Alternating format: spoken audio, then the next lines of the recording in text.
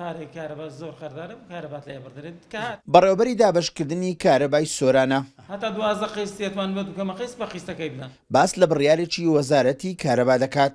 هەر هاوبەشێکی کارەبا زیاتر لە 2 ملیۆن دیناری قەرزی لابێت و ئامادە نەبێ قەرزەکەی بدات کارەبای دەبڕدرێت.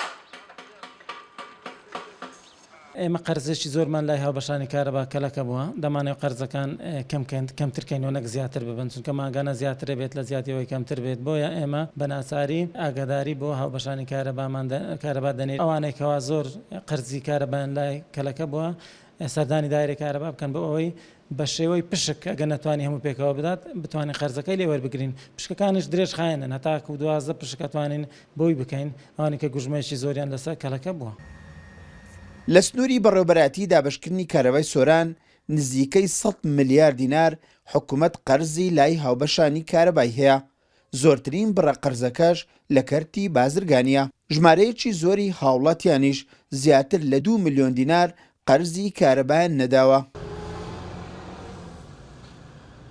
لە هیچ شوێنێک نییە ئەگەر هەر یەکە لە هاوبەشانی کارەبا تاکو معنی چەندی جار ئاگادار کراوە پارەی کارەبا نادات حکوومەت وازی لێبینی وازی لێ نانێت بە پێی تعلیمان دەبێت کارەبای ببڕدرێت ئێمە ناتوانین پارەی